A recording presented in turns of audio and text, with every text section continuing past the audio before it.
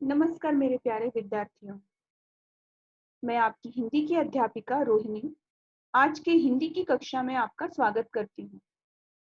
आज की कक्षा का आरंभ हम एक सुविचार के साथ करेंगे। सच्चा प्रयास कभी निष्फल नहीं होता।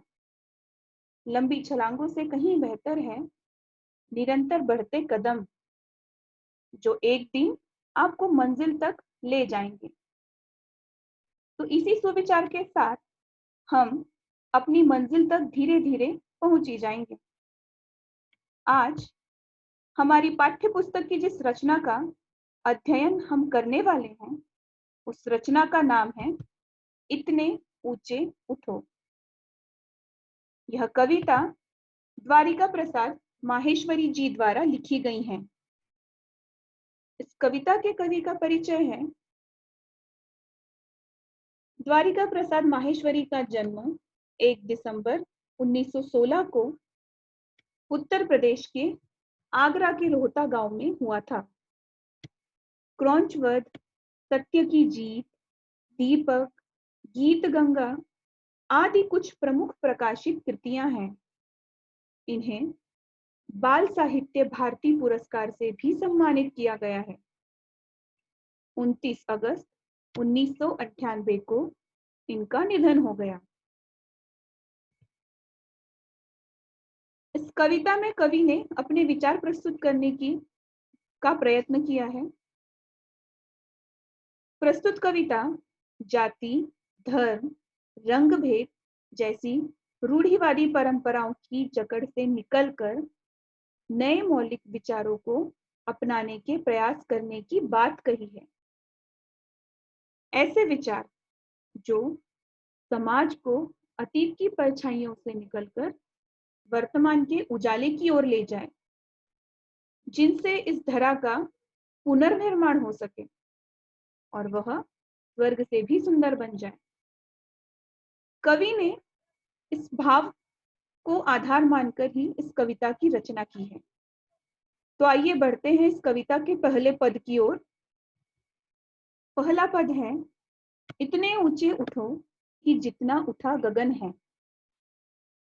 देखो इस सारी दुनिया को एक दृष्टि से, सिंचित करो धरा समता की भाव वृष्टि से। जाति भेद की, धर्म वेश की, काले गोरे रंग द्वेष की, ज्वालाओं से जलते जग में इतने शीतल बहो कि जितना मलय पवन है। अर्थात प्रस्तुत पद्य पंक्तियों में कवि कहते हैं कि हमें नए समाज का निर्माण में अपनी नई सोच को जाति, धर्म, रंग द्वेष आदि जैसे भेदभाव से ऊपर उठकर सभी को समानता की दृष्टि से देखना चाहिए। जिस प्रकार प्रकृति हमें समझाती है कि वह जब समाज के हर व्यक्ति को समान अधिकार देती है, अपनी बारिश, सूर्य का प्रकाश, हवा बिना नाप तौल के वह हम सभी मनुष्यों में बराबर बांटती है। तो कवि का भी यही कहना है कि वर्षा सभी के ऊपर समान रूप से होती है। उसी प्रकार हमें भी सभी के साथ समान रूप से पेश आना चाहिए। हमें नफरत की आग को समाप्त कर समाज में मलय पर्वत से आने वाली हवा की तरह शीतलता और शांति लाने का प्रयत्न करना चाहिए। मलय पर्वत में चंदन के वृक्ष होते हैं, तो उन चंदन के वृक्षों से आने वाली हवाएं भी शीतल होती हैं और मन को आनंद देती हैं। उसी प्रकार अच्छी खुशबू, अच्छी सोच और शीतल विचारों के साथ हमें भी समाज में आगे बढ़ना है और समाज में जो ज्वाला बढ़ी हुई है, धर्म भेद की, रंग भेद की, जाति भेद की, उन ज्वालाओं को अपनी शीतल विचारों से शांत करना है। अपेक्षा करती हूँ इस पहले पद का भावार्थ आपकी समझ में आ रहा होगा। बढ़ते हैं कविता के दूसरे पद की ओर।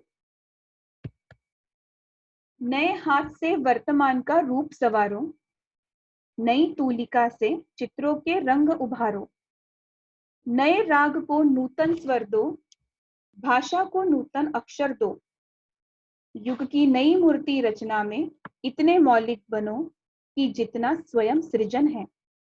अर्थात नए समाज के निर्माण में हमें आगे बढ़कर अपनी कल्पनाओं को आकार देकर उन्हें वास्तविक जीवन में लाने का प्रयत्न करना चाहिए।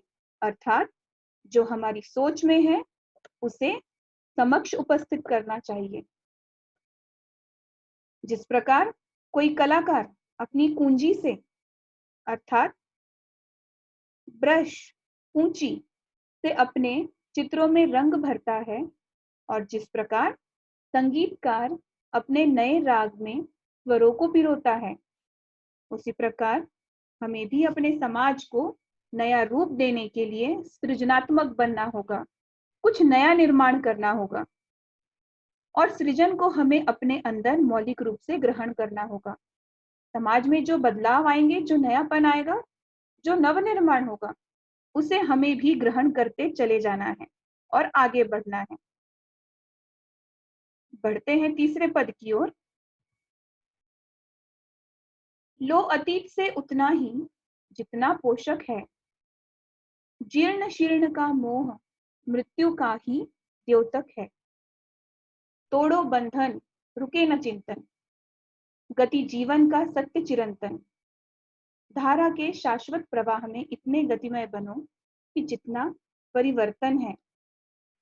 अर्थात कवि कहते हैं कि हमें अपने अतीत में हुई बुरी घटनाओं को छोड़कर केवल अच्छी बातों को ग्रहण करना चाहिए, क्योंकि ये अच्छी यादें या घटनाएं ही हमारे भविष्य निर्माण में हमारे काम आएंगी, जबकि बुरी घटनाएं हमें सदैव पीछे की ओर ही खींचेंगी। इनसे हमारा विकास अवरुद्ध होगा, अर्थात रुक जाएगा, हम आगे नहीं बढ़ सकेंगे। बुरे विचारों को अपने मन में रखें तो हम इस विकास की गति में कभी आगे नहीं बढ़ पाएंगे। जिस तरह परिवर्तन सदैव होता रहता है, उसी प्रकार हमें भी सभी बंधनों को तोड़कर हमेशा आगे बढ़ते रहना चाहिए, क्योंकि आगे बढ़ना ही जीवन है। कवि के अनुसार जीवन का सत्य ही निरंतर आगे बढ़ते रहना है और रुक जाना मृत्यु के समान है।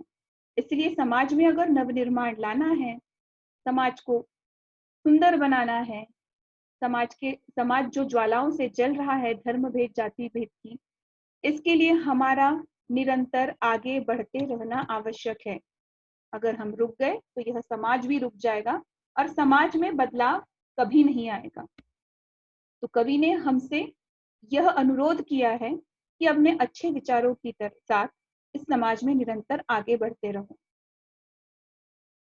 चौथा पद है,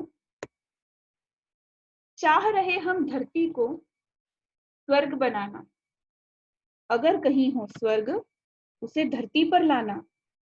सूरज चांद चांदनी तारे सब हैं प्रतिपल साथ हमारे, दो कुरूप को रूप सलोना, इतने सुंदर बनो कि जितना आकर्षण है।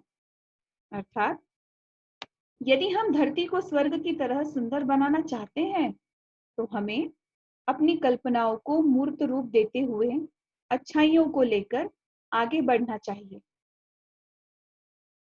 अर्थात बुराइयों का त्याग करते हुए अच्छाइयों के साथ आगे बढ़ना है और हम अपने समाज की सभी बुराइयों से ऊपर उठकर एक खूबसूरत समाज की रचना कर सकते हैं। कवि कहते हैं कि हमें अपनी सोच और भावनाएं सदैव अच्छी रखनी चाहिए, जिससे एक सुंदर समाज की रचना होगी और वह समाज सदैव विकास की ओर बढ़ता रहेगा। जिस प्रकार हम किसी आकर्षण की ओर खींचे चले जाते हैं, उसी प्रकार अच्छी सोच के साथ हमें खुद को भी आकर्षक बनाना है। तो इस कविता के माध्यम से कवि हमें यह सीख देने का प्रयत्न कर रहे हैं कि हम इस संसार को जाति, धर्म, रंग भेद की अग्नि से बचाएं, अपने नए विचारों से वर्तमान समाज का रूप संवारें और अतीत में उलझे न रहें, गतिशील बने। और स्वयं को परिवर्तन के लिए तैयार रखें। इस धरती को सुंदर बनाने में हमारी तरफ से कोई प्रयास अधूरा न रहे।